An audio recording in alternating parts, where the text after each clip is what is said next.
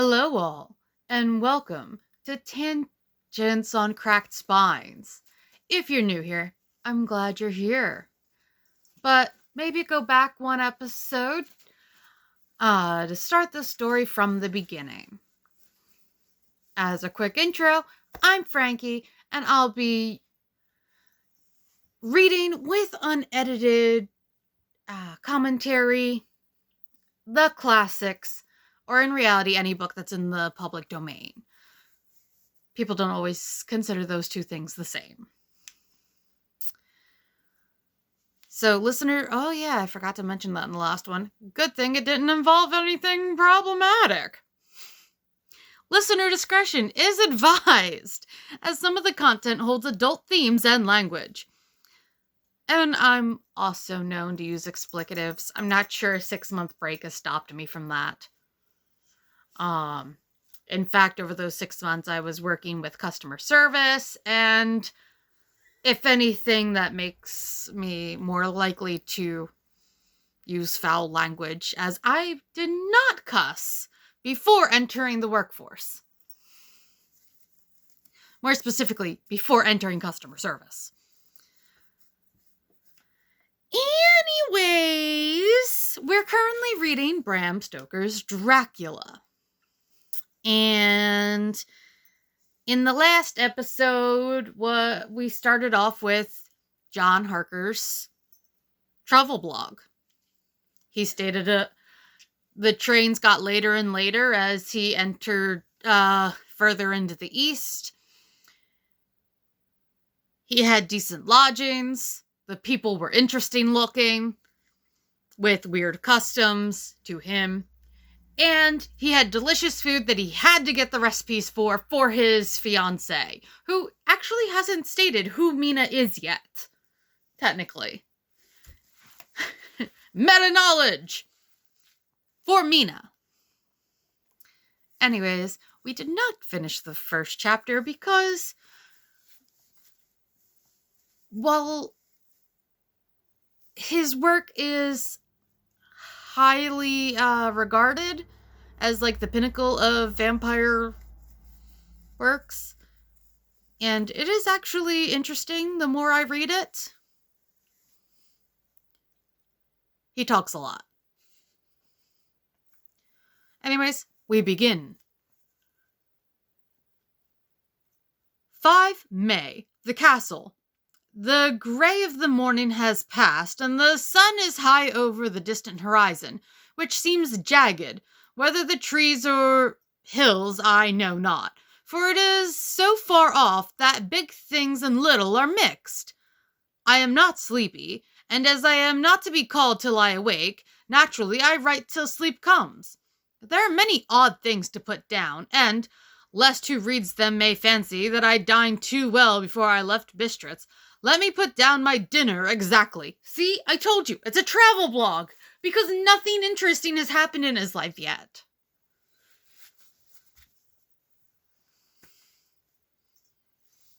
Oops, those who can see me. Wig pop. I dined on what they call robber steak.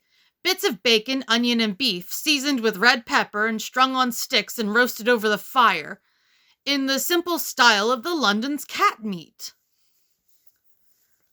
Which I did double check last time I read this. It was indeed meant to be meat fed specifically to cats and other carnivorous pets, not meat of a cat. The wine was golden Mediash, which produces a queer sting on the tongue, which is, however, not disagreeable. I had only a couple of glasses of this, and nothing else. Are you telling us you got drunk, Mr. Harker? And also, as always, another stipulation, I am an ignorant American, and I do not know how to pronounce some of these words. If I pronounce something incorrectly, and you know how it's pronounced, by all means, let me know. I am more than happy to be educated. When I got on the coach, the driver had not taken his seat, and I saw him talking with the landlady. They were evidently talking of me, for every now and then they looked at me, and some of the people who were sitting on the bench outside the door, which they call by a name meaning word bearer, came and listened, and then looked at me, most of them pityingly. I could hear a lot of words, often repeated, queer words, for there were many nationalities in the crowd, so I quietly got my polyglot dictionary from my bag and looked them out. I must say they were not cheering to me, for amongst them were Ordog, Satan, Pokol, Hell, Stragokya, witch, Vrolok, and Vloksok, both of which mean the same thing, one being Slavic and the other Servian, for something that is either werewolf or vampire.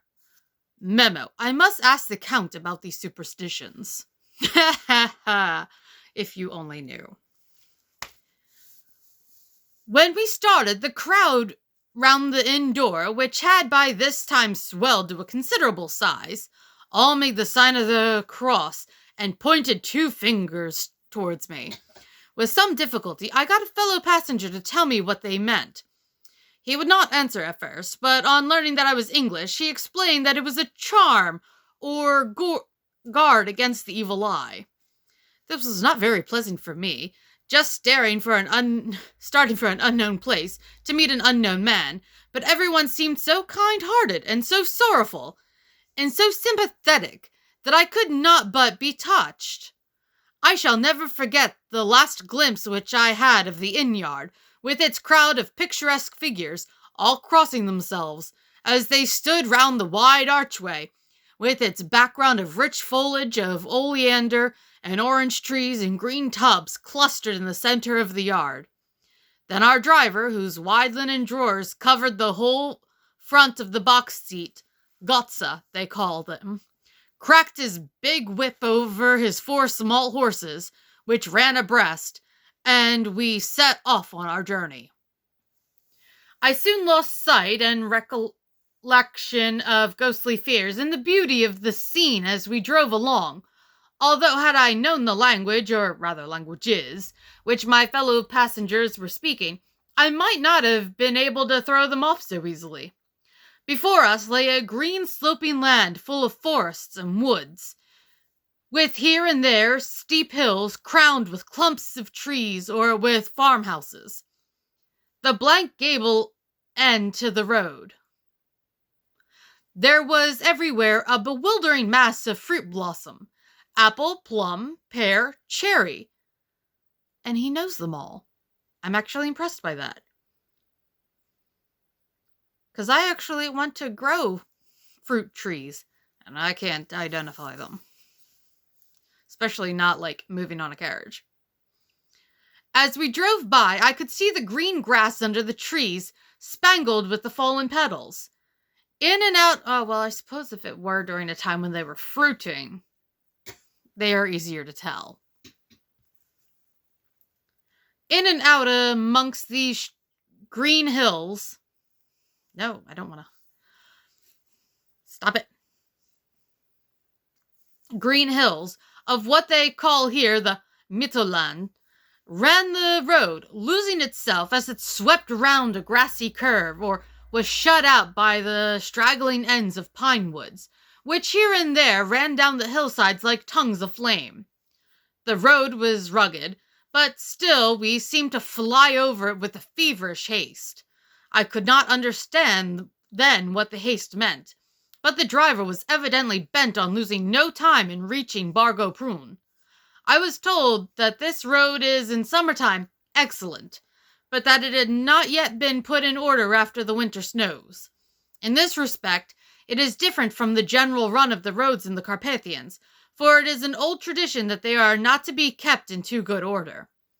Of old, the hospodars would not repair them, lest the Turks should think they were preparing to bring in foreign troops, and so hasten the war, which was always really at loading point. That doesn't age well in our current world atmosphere. Beyond the green swelling hills of the Mittelland rose mighty slopes of forest up to the lofty steeps of the Carpathians themselves. Right and left of us they towered, with the afternoon sun falling full upon them and bringing out all the glorious colors of this beautiful range.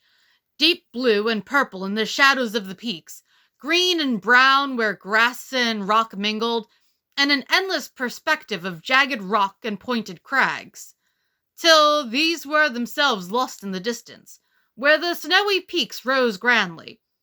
Here and there seemed mighty rifts in the mountains, through which, as the sun began to sink, we saw now and again the white gleam of falling water. One of my companions touched my arm as we swept round the base of a hill, and opened up the lofty snow-covered peak of a mountain, which seemed, as we wound on our serpentine way, to be right before us. "Look, Eistenzeck, God's seat," and he crossed himself reverently. As we wound on our endless way, and the sun sank lower and lower behind us, the shadows of the evening began to creep round us. This was emphasized by the fact that the snowy mountaintop still held the sunset and seemed to glow out with a delicate cool pink. Here and there we passed Czechs and Slavics, all in picturesque attire, but I noticed that goiter was painfully prevalent. Goiter? Goitra? By the roadside were many crosses, and as we swept by, my companions all crossed themselves. Here and there was a peasant man or woman kneeling before a shrine, who did not even turn round as we approached, but seemed in the self-surrender of devotion to have neither eyes nor ears for the outer world. There were many things new to me. For instance, hayricks in the trees, and here and there very beautiful masses of weeping birch, their white stems shining like silver through the delicate green of the leaves. Now and again we passed a lighter wagon, the ordinary peasant's cart, with its long snake-like vertebra, calculated to suit the inequalities of the road. On this were sure to be seated quite a group of homecoming peasants, the Czechs with their white and the Slavics with their colored sheepskins, the latter carrying lance-fashion their long staves, with axe at end. As the evening fell, it began to get very cold, and the growing twilight seemed to merge into one dark mistiness, the gloom of the trees, oak, beech, and pine, though in the valleys which ran deep between the spurs of the hills, as we ascended through the pass, the dark firs stood out here and there against the background of late-lying snow. Quick aside from, I'm gonna ask something from my silent co-host. Hey, Mum! Does this sound an awful lot like Maine to you? Yeah. Okay. I don't know if you heard that vocalization. It took a minute to come out. Because she gesticulates as much as I do. The answer was yes. We both agree this sounds like Maine. Or at least, probably New England. But I have the most experience in Maine. Considering I live here? Yeah. Sometimes, as the road was cut through the pine woods that seemed in the darkness to be closing down upon us, great masses of grayness, which here and there bestrewed the trees, produced a peculiarly weird and solemn effect, which carried on the thoughts and grim fancies engineered earlier in the evening, when the falling sunset threw into strange relief the ghost-like clouds which amongst the Carpathians seemed to wind ceaselessly through the valleys. Pardon, I do need a drink break. ASMR for some people if you can hear it. And if it rankles you as much as I do, I apologize.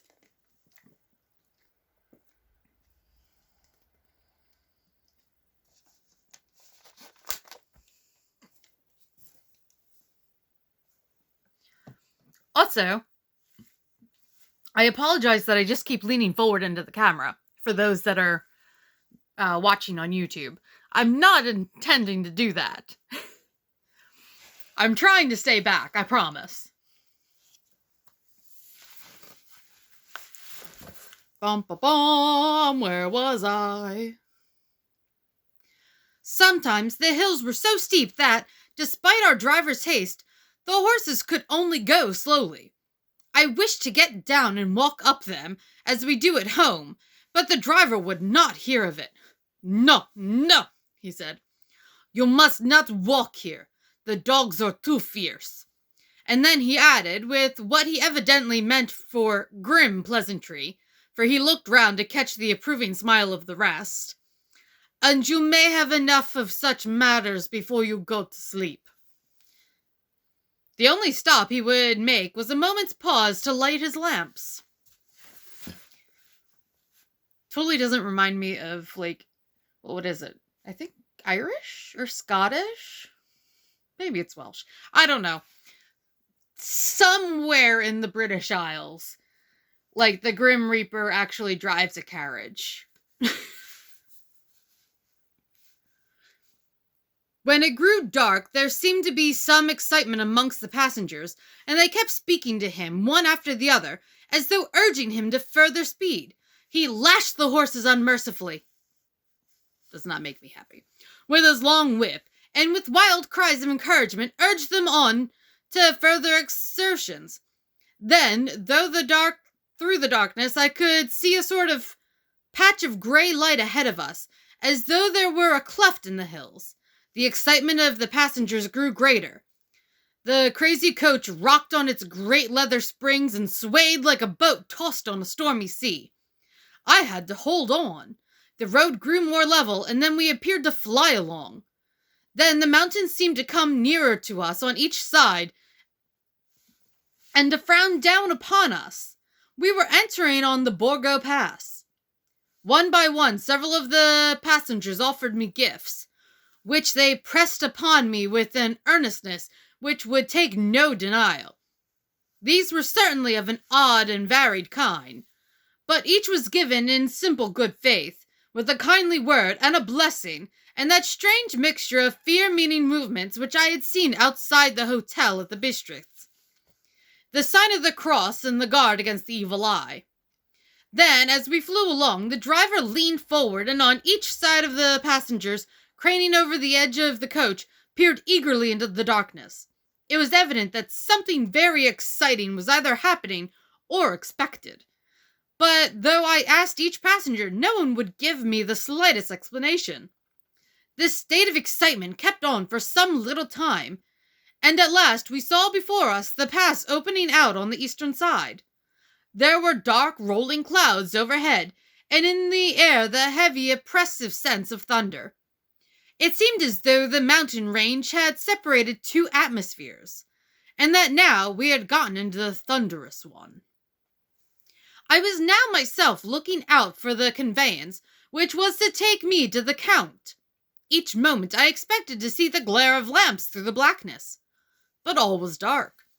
The only light was the flickering rays of our own lamps, in which the steam from our hard-driven horses rose in a white cloud. We could see now the sandy road lying white before us, but there was on it no sign of a vehicle. The passengers drew back with a sigh of gladness, which seemed to mock my own disappointment. I was already thinking what I had best do, when the driver, looking at his watch, said to the others something which I could hardly hear.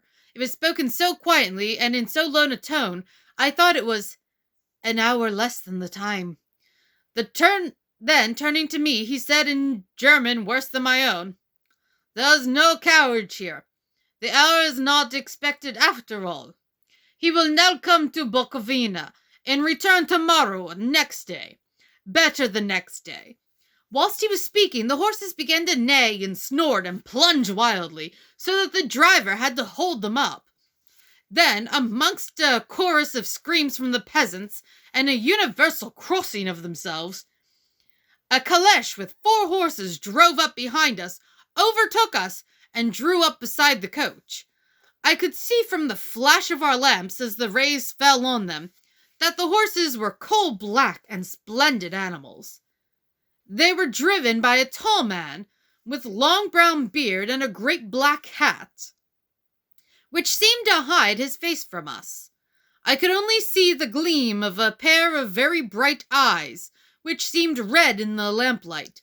As he turned towards us, he said to the driver, "You are early tonight, my friend." The man stammered in reply, "The English air was in a hurry," to which the stranger replied, "That is why, I suppose, you wished him to go on to Bokvina.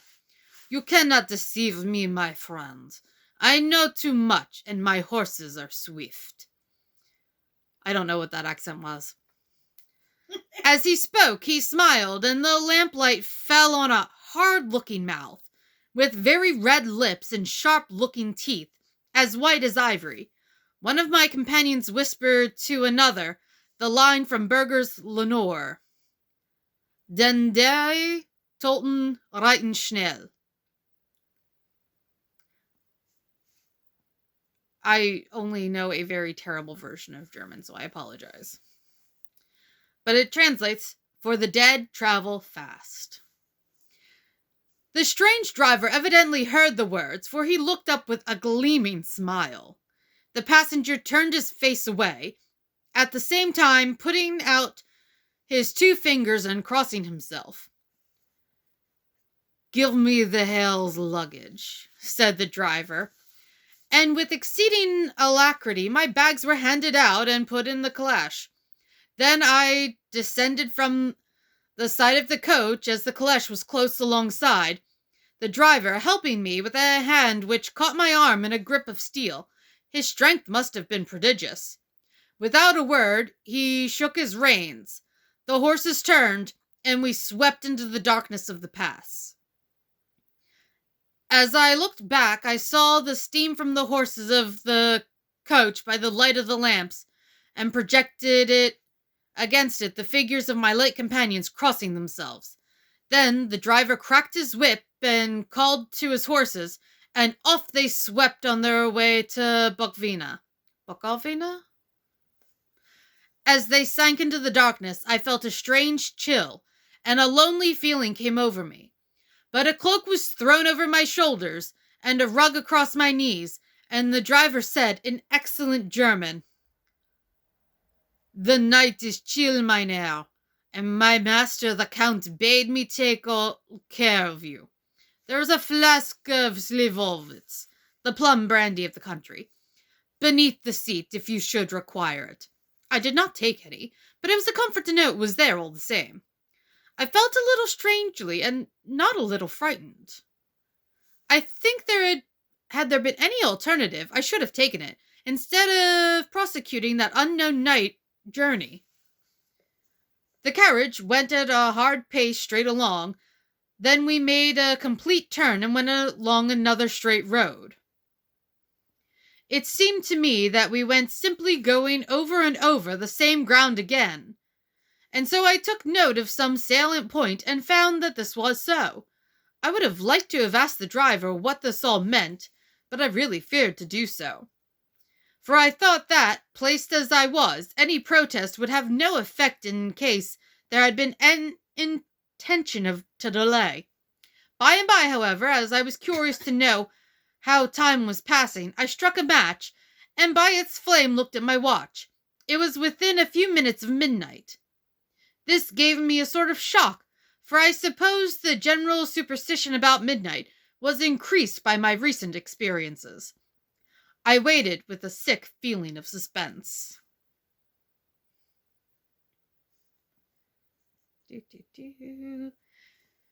And yeah, this journal entry is quite long.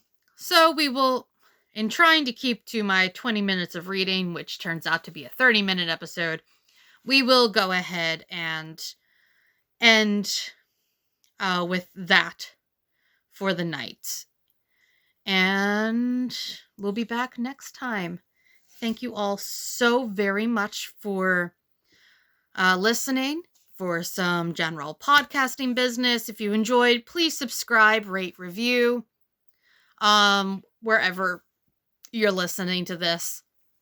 And while 5 stars is appreciated, any rating, as long as the review is there to tell me why, how I can improve, or what you like or don't like, what have you, is appreciated.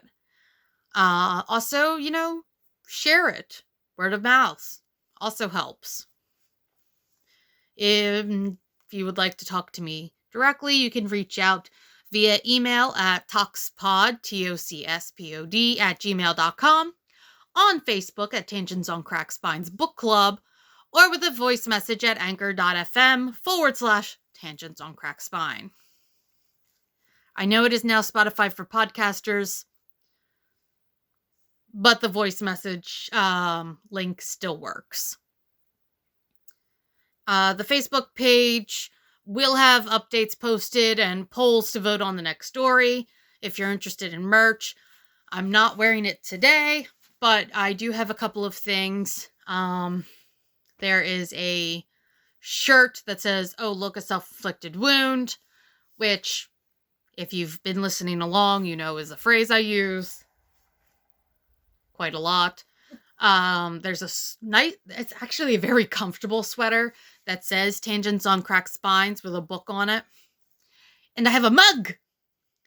The mug I have as a sample is printed incorrectly because I'm an idiot, but I fixed the design.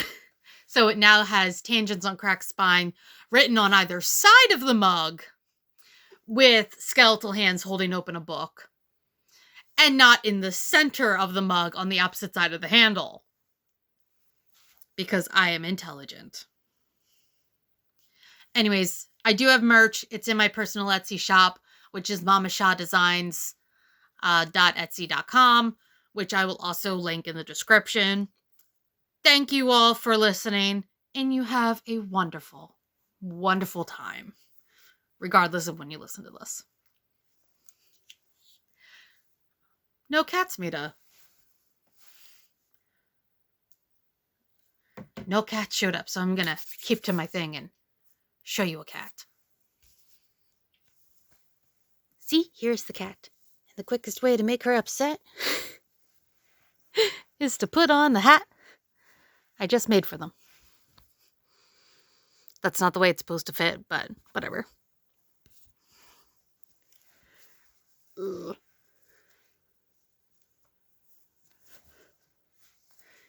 That ear? That ear.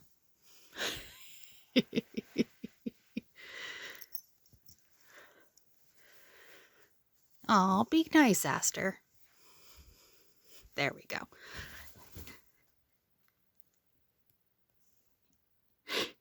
It's a water lily.